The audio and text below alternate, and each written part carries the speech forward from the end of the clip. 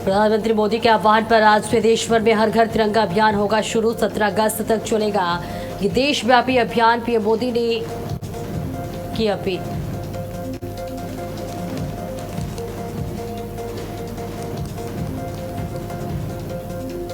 PM Modi का संदेश, योगी का एक्शन। आज लखनऊ में सीएम आवास से विधानसभा तक निकलेगी तिरंगा यात्रा।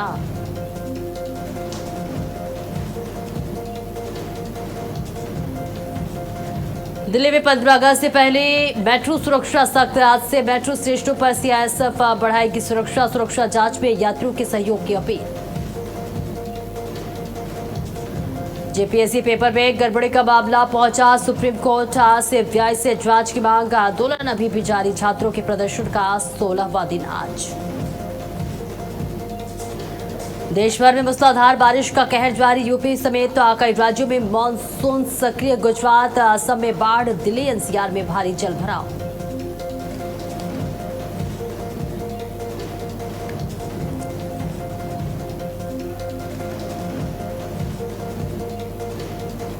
नमस्कार, भारत अपडेट देख रहे हैं आप। मैं हूं आपके साथ सपना दीपक मदेशिया। बुलेटिन का आगाज करेंगे बड़ी खबर के साथ। और आज से देश भर में हर घर तिरंगा अभियान शुरू होगा।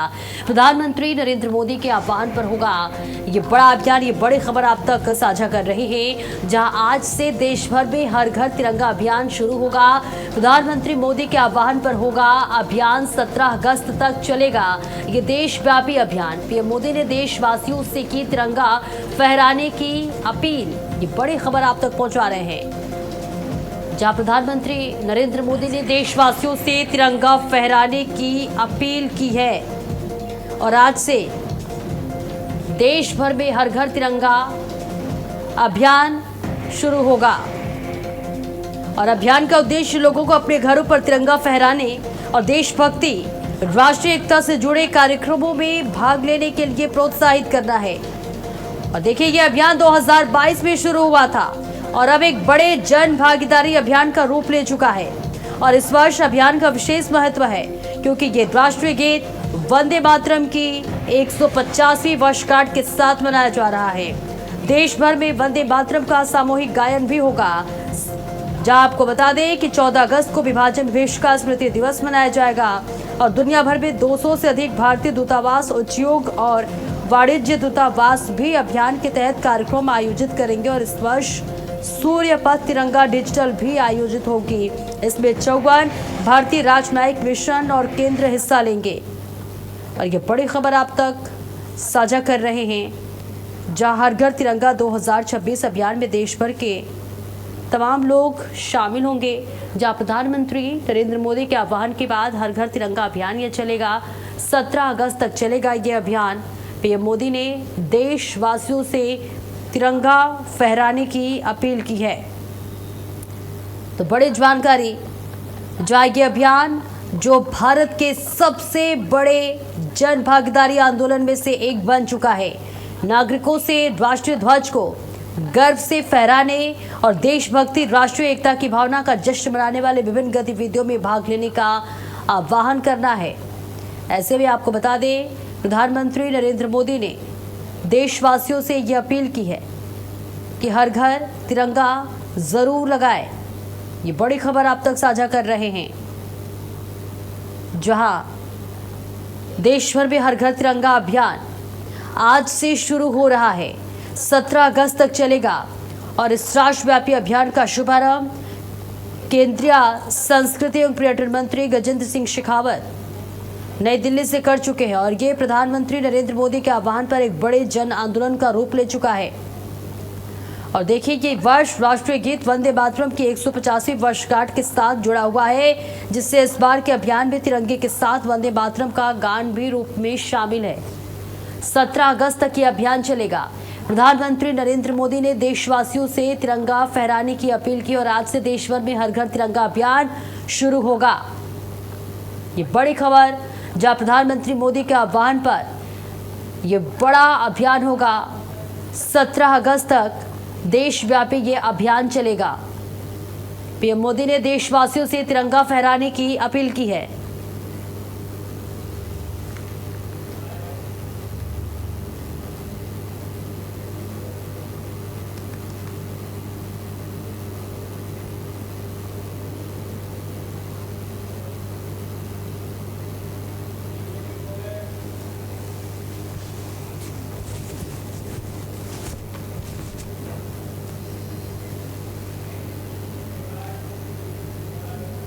और आज से लखनऊ में निकलेगी भव्य तिरंगा यात्रा। जो आज सीएम आवास से विधानसभा तक निकलेगी यात्रा। सीएम योगी बीजेपी प्रदेश अध्यक्ष पंकज चौधरी नेतृत्व करेंगे इसका। बीजेपी प्रदेश उपाध्यक्ष ब्रिज बहादुर ने भी भागीदारी की अपील की है। क्यूआर कोड के जरिए कराया जाएगा यात्रा का पंजीकरण। डिप्टी सीएम केशव प्रसाद मौर्य और ब्रजेश पाठक भी इस यात्रा में शामिल होंगे। मंत्री, विधायक, एमएलसी और बीजेपी पदाधिकारी भी मौजूद रहेंगे। ये बड़ी खबर, जहां क्यूआर कोड के जरिए कराया जाएगा यात्रा का पंजीकरण। और साथ ही डिप्टी सीएम केशव प्रसाद मौर्य और ब्रजेश पाठक इस यात्रा में शामिल होंगे। मंत्री, विधायक, एमएलसी और बीजेपी पदाधिकारी भी शामिल होंगे। ये बड़ी खबर, जहां आज लखनऊ में निकलेगी भव्य तिरंगा यात्रा। सीएम आवास से विधानसभा तक ये यात्रा निकलेगी और तमाम लोगों की भागीदारी इसमें होगी। ये बड़ी खबर, जहां लखनऊ में मुख्यमंत्री आवास से विधानसभा और लोक भवन तक भव्य तिरंगा यात्रा निकाली जा रही है। ये यात्रा हर घर तिरंगा अभियान के तहत राष्ट्र प्रेम और एकता का संदेश देने के लिए आयोजित किया जाएगा। ये बड़ी खबर आप तक साझा कर रहे हैं, जहां आज लखनऊ में भव्य तिरंगा यात्रा निकाली जाएगी। तो बीजेपी हर घर तिरंगा यात्रा अभियान के माध्यम से ये बड़ा अभियान चला रही है, जिसमें आह्वान किया जा रहा है सभी से। और देखिए, राजधानी लखनऊ में हाथों में तिरंगा लेकर मां भारती का जयघोष और अमर बलिदानों को नमन करते हुए तिरंगा यात्रा निकालेगी। और आज सुबह 8 बजे से 5 कालिदास मार्ग स्थित मुख्यमंत्री आवास से शुरू होने वाली यात्रा लोक भवन तक पहुंचेगी। और यात्रा में मुख्यमंत्री योगी आदित्यनाथ, प्रदेश भाजपा अध्यक्ष पंकज चौधरी, महामंत्री संगठन धर्मपाल सिंह और उप मुख्यमंत्री केशव प्रसाद मौर्य एवं ब्रजेश पाठक के साथ हजारों लोग इस यात्रा में शामिल होंगे, जिसकी तैयारियां कर ली गई हैं। और आज मुख्यमंत्री योगी आदित्यनाथ और प्रदेश अध्यक्ष पंकज चौधरी इसका नेतृत्व करेंगे। सीएम आवास से विधानसभा तक ये यात्रा निकाली जाएगी। मुख्यमंत्री योगी आदित्यनाथ, बीजेपी प्रदेश अध्यक्ष पंकज चौधरी इसकी अध्यक्षता करेंगे। साथ ही दोनों उप मुख्यमंत्री की भी भागीदारी रहने वाली है। भाजपा के पदाधिकारी, जनप्रतिनिधि, कार्यकर्ता, स्वयंसेवी संगठन और समाजसेवी संस्थाओं के साथ ही बड़ी संख्या में युवा, महिलाएं, स्थानीय नागरिक तिरंगा झंडा लेकर इस यात्रा में शामिल होंगे। और वही उत्तर प्रदेश के मुख्यमंत्री योगी आदित्यनाथ के दिल्ली दौरे को लेकर सियासी हलचल तेज है। मुख्यमंत्री योगी ने दिल्ली में प्रधानमंत्री नरेंद्र मोदी से मुलाकात की और इसके बाद उन्होंने बीजेपी के राष्ट्रीय अध्यक्ष नितिन नवीन से भी मुलाकात की। दोनों नेताओं के साथ हुई बैठक में उत्तर प्रदेश से जुड़े कई अहम मुद्दों पर चर्चा हुई। मुख्यमंत्री योगी का ये दिल्ली दौरा ऐसे समय में हुआ जब प्रदेश में कई महत्वपूर्ण राजनीतिक और प्रशासनिक मुद्दे चर्चा में हैं, जहां प्रधानमंत्री मोदी और बीजेपी अध्यक्ष से मुलाकात को इस लिहाज से बेहद अहम माना जा रहा है। हालांकि बैठकों में किन मुद्दों पर विस्तार से चर्चा हुई, इसको लेकर पूरी जानकारी सामने नहीं आई है। लेकिन इस बीच मुख्यमंत्री योगी आदित्यनाथ ने प्रधानमंत्री नरेंद्र मोदी और बीजेपी के राष्ट्रीय अध्यक्ष नितिन नवीन से मुलाकात की और ये मुलाकात कई मायनों में बेहद महत्वपूर्ण बताए जा रहे हैं, जिसकी तस्वीर आपके टीवी स्क्रीन पर साझा कर रहे हैं। जहां उत्तर प्रदेश के मुख्यमंत्री योगी आदित्यनाथ ने प्रधानमंत्री नरेंद्र मोदी से मुलाकात की, कई अहम विषयों पर चर्चा हुई और साथ ही बीजेपी के राष्ट्रीय अध्यक्ष नितिन नवीन से भी मुख्यमंत्री योगी आदित्यनाथ ने मुलाकात की। हालांकि इस मुलाकात के पीछे क्या वजह रही, अभी सामने नहीं आया है। और चलिए आगे बढ़ते हैं। मेरठ के NH-58 पर उस समय माहौल भक्तिमय हुआ जब कांवड़िए उत्साह से भर गए, जब मुख्यमंत्री योगी आदित्यनाथ ने मोदीपुरम मेट्रो स्टेशन के सामने बनाए गए मंच से उन पर पुष्प वर्षा की। मुख्यमंत्री अपने निर्धारित कार्यक्रम में करीब आधे घंटे देरी से कार्यक्रम स्थल पर पहुंचे, लेकिन उनके पहुंचते ही कांवड़ियों में जबरदस्त उत्साह देखने को मिला। मुख्यमंत्री योगी आदित्यनाथ ने मंच से करीब आधे घंटे तक हरिद्वार से गंगा जल लेकर अपने गंतव्य की ओर बढ़ रहे शिव भक्त कांवड़ियों पर फूल बरसाए और इसी दौरान सड़क पर मौजूद कांवड़ियों ने मुख्यमंत्री से स्वागत और पुष्प वर्षा के बीच अपने डीजे की आवाज तेज कर दी। कांवड़िए गीतों पर जमकर झूमते हुए नजर आए। तो बेहद भव्य तस्वीर जहां मुख्यमंत्री योगी आदित्यनाथ ने तमाम कांवड़ियों पर फूलों की वर्षा की और कांवड़िए भी अपने बीच मुख्यमंत्री को पाकर बेहद उत्साहित नजर आए। और ये तस्वीर आप तक साझा कर रहे हैं, जहां कल मेरठ में मोदीपुरम में बने मंच पर मुख्यमंत्री योगी आदित्यनाथ पहुंचे और वहां से उन्होंने तमाम कांवड़ियों पर पुष्प वर्षा की।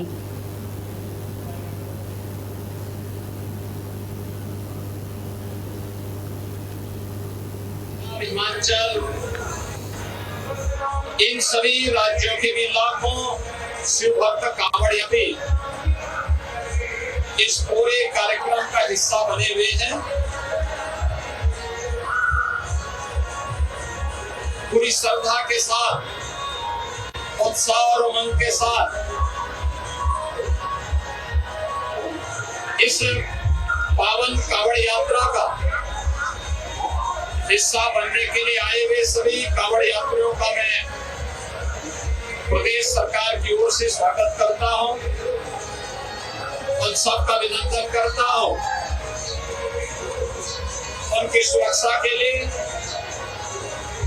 और उनके स्वागत के लिए हम सब पूरी तत्परता के साथ तैयार हैं। देव महादेव के प्रति अपनी भक्ति का पैदल ही सैकड़ों किलोमीटर की यात्रा कर रहे ये सभी शिव भक्त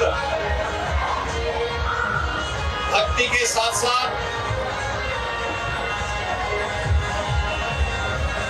उस समर्पण के जो सामाजिक एकता का, सामाजिक समता का और राष्ट्रीय एकता का भी उदाहरण प्रस्तुत कर रहे हैं। जाति पाति से ऊपर उठकर,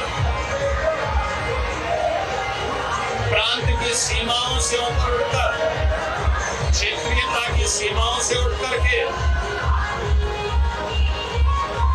हर एक श्वास शिव के नाम और शिवो भूत्वा शिवम यजेत के भाव के साथ, शिवत्व के उस भाव के साथ एकाकार करने के लिए सभी शिव भक्तगण इस श्रद्धा के साथ चल रहे हैं।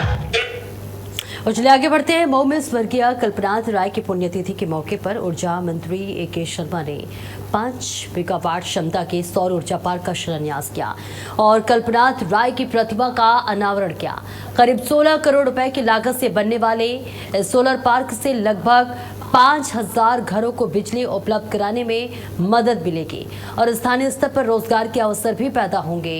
इस दौरान करीब 50,000 लोगों को संबोधित करते हुए ए.के. शर्मा ने कहा कि मऊ अब माफिया मुक्त होकर विकास की राह पर आगे बढ़ रहा है। उन्होंने कहा कि प्रधानमंत्री नरेंद्र मोदी के मार्गदर्शन और मुख्यमंत्री योगी आदित्यनाथ के नेतृत्व में प्रदेश में तेजी से विकास हो रहा है। तो मऊ में ए.के. शर्मा की ये बड़ी पहल देखने को मिली, जहां 5 मेगावाट सोलर पार्क का शिलान्यास किया गया। 16 करोड़ की लागत में बनेगा सोलर पार्क। ये बहुत बड़ी पहल बताई जा रही है। तो तस्वीर आप तक साझा कर रहे हैं, जहां मऊ में ए.के. शर्मा की ये बहुत बड़ी पहल है। 5 मेगावाट सोलर पार्क का शिलान्यास किया। 16 करोड़ रुपए इसकी लागत बताई जा रही है, जहां 16 करोड़ रुपए की लागत से बनेगा पार्क और मऊ विकास की राह पर बढ़ रहा है, ए.के. शर्मा ने कहा। और तमाम बातों का जिक्र करते हुए नजर आए A K. Sharma. 5 megawatt solar park का शिलान्यास किया, जो कि एक बहुत बड़ी पहल बताई जा रही है और इसकी लागत 16 करोड़ रुपए बताई जा रही है। और रायबरेली में संत शिरोमणि गुरु रविदास महाराज के 650वें जयंती वर्ष के उपलक्ष्य में बीजेपी का समरसता संकल्प अभियान चलाया जा रहा है। अभियान के तहत 1 अगस्त से 25 अगस्त तक क्षेत्र के प्रमुख मंदिरों में कलश वंदन कार्यक्रम आयोजित किए जा रहे हैं, जहां जसवंतरी देवी मंदिर, राम जानकी मंदिर, शिव मंदिर, रास, सलेथू, ओरिदास बाबा मंदिर, मौन और उच्चेश्वर महादेव मंदिर समेत कई धार्मिक स्थलों पर कलशों का विधिवत पूजन और वंदन किया गया। भाजपा नेता प्रभात साहू और मंडल अध्यक्ष अमित श्रीवास्तव के नेतृत्व में कार्यकर्ताओं और श्रद्धालुओं ने कार्यक्रम में हिस्सा लिया। भाजपा नेता प्रभात साहू ने कहा कि कलश वंदन सिर्फ धार्मिक आयोजन नहीं बल्कि सामाजिक एकता और समरसता का संदेश देने का माध्यम है। अभियान के जरिए धार्मिक और सांस्कृतिक स्थलों को जोड़ते हुए भाईचारे और सांस्कृतिक चेतना का संदेश दिया जा रहा है। तो कलश वंदन से ये देखिए, रायबरेली में कलश वंदन से पूरे मंदिर परिसर गूंज उठे। गुरु रविदास जयंती पर समरसता अभियान चलाया गया, जहां 25 अगस्त तक चलेगा। बीजेपी का ये अभियान, लोगों को संदेश दिया जाएगा। कलश वंदन से सामाजिक एकता का संदेश दिया जाएगा। तो तस्वीर आपके साथ साझा कर रहे हैं, जहां गुरु रविदास जयंती वर्ष पर समरसता अभियान, जहां 25 अगस्त तक चलेगा। बीजेपी का ये महाअभियान, कलश वंदन से सामाजिक एकता का संदेश दिया जाएगा। तो रायबरेली में कलश वंदन से पूरा मंदिर परिसर गूंज उठा। गुरु रविदास जयंती पर यह समरसता अभियान चलाया जा रहा है और 25 अगस्त तक बीजेपी का ये महाअभियान चलेगा। तो ये बड़ी जानकारी आप तक साझा कर रहे हैं, जहां रायबरेली में कलश वंदन से पूरा मंदिर परिसर गूंज उठा। गुरु रविदास जयंती वर्ष पर यह महाअभियान चलेगा, 25 अगस्त तक चलाया जाएगा। सांस्कृतिक चेतना का संदेश दिया जा रहा है।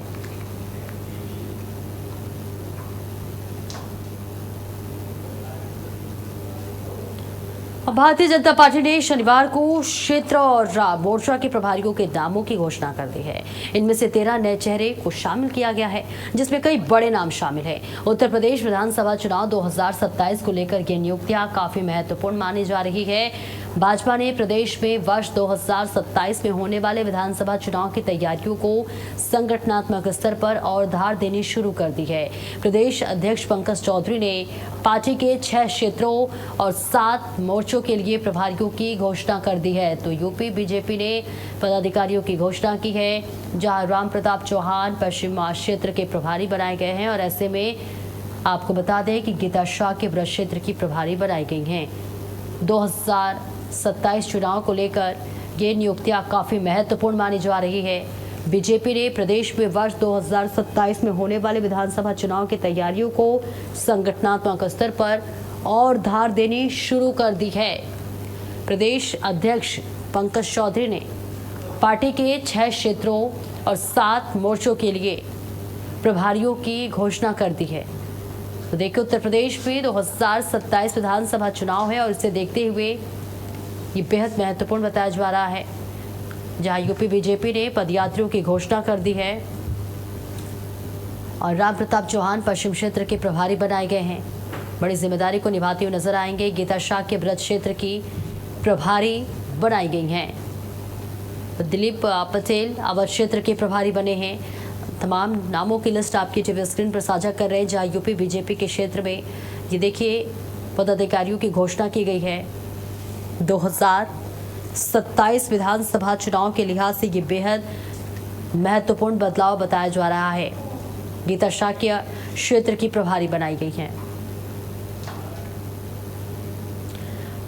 और बहराइच में निषाद समाज को एकजुट करने और आरक्षण की मांग को लेकर मत्स्य पालन मंत्री डॉक्टर संजय निषाद ने रैली निकाली, जहां सैकड़ों समर्थकों के साथ निकाली गई रैली में निषाद समाज को बूथ स्तर तक सक्रिय और मजबूत करने का संकल्प लिया गया। इस खास मौके पर संजय निषाद ने कहा कि वे समाज को जगाने और एकजुट करने के लिए निकले हैं। उन्होंने कहा कि हर बूथ पर यूथ खड़ा होगा और समाज में एकता आएगी तो राजनीतिक ताकत भी बढ़ेगी। संजय निषाद ने निषाद समाज से अपील की है कि वे कथित दलालों के बहकावे में आकर वोट ना करें।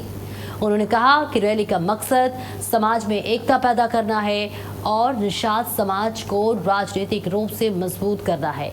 वही डिप्टी सीएम केशव प्रसाद मौर्य के मदरसों को लेकर दिए गए बयानों को भी संजय निषाद ने उचित ठहराया। तो बहराइच में संजय निषाद की समाज एकजुटता रैली निकली, जहां निषाद समाज को आरक्षण दिलाने का संकल्प लिया गया। हर बूथ पर यूथ खड़ा करने की तैयारी की जा रही है। जहां उन्होंने कहा कि रैली का मकसद समाज में एकजुटता पैदा करना और निषाद समाज को राजनीतिक रूप से मजबूत बनाना है। और तलवारगंज में थाने में बीजेपी विधायक को जान से मारने की धमकी मिलने का मामला दर्ज किया गया है, जहां विधायक और उनके पूरे परिवार को जान का खतरा है। जान की को गंभीर खतरा बताया जा रहा है और सुनील सिंह नामक व्यक्ति ने विधायक को 1000 गोली मारकर हत्या करने का खुला ऐलान किया है। और शुरुआती जानकारी के अनुसार 8 से 10 लोगों की एक गैंग लगातार विधायक की रेकी कर रही है। इस गंभीर खतरे को देखते हुए विधायक के छोटे बेटे विनोद पांडे की तहरीर पर पुलिस ने तुरंत एक्शन लेते हुए तरबगंज थाने से संबंधित धाराओं के तहत मुकदमा दर्ज कर लिया है और इस पूरे मामले की जांच पड़ताल शुरू कर दी है। तो बीजेपी विधायक को जान से मारने की धमकी दी गई है।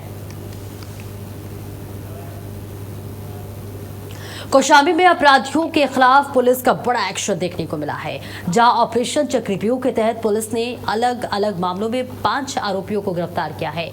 आपको बता दें, कड़ाधाम पुलिस ने आत्महत्या के लिए उकसाने के मामले में पत्नी समेत 2 आरोपियों को गिरफ्तार कर लिया है और वहीं सराय अंकित पुलिस ने नाबालिग को बहला फुसलाकर भगाने वाले 2 आरोपियों को दबोचा। पुलिस ने दोनों मामलों में नाबालिग पीड़िताओं को सकुशल बरामद कर लिया है और इसके अलावा कोखराज पुलिस ने एनडीपीएस एक्ट के मामले में वांछित वारंटी को भी गिरफ्तार कर लिया और एक ही दिन में 3 थानों की ताबड़तोड़ कार्रवाई से अपराधियों में हड़कंप मच गया है। सभी गिरफ्तार आरोपियों को कोर्ट में पेश कर आगे की कार्रवाई शुरू कर दी गई है। पुलिस अधीक्षक सत्या नारायण ने साफ संदेश दिया है कि कौशाम्बी में अपराधियों के लिए कानून से बचना अब आसान नहीं होगा। तो अपराधियों के खिलाफ ये बड़ा एक्शन लिया गया है, जहां नाबालिगों को यहाँ पर भगाने की कोशिश की गई। इसके बाद देखिए ये बड़ा और कड़ा एक्शन लिया गया, जहां पुलिस ने गिरफ्तार कर लिया है और उन्हें हिदायत दी जा रही है और साथ ही साथ अब इस पूरे मामले में पुलिस कार्रवाई करती हुई नजर आ रही है, जिसकी तस्वीर आपके टीवी स्क्रीन पर साझा कर रहे हैं।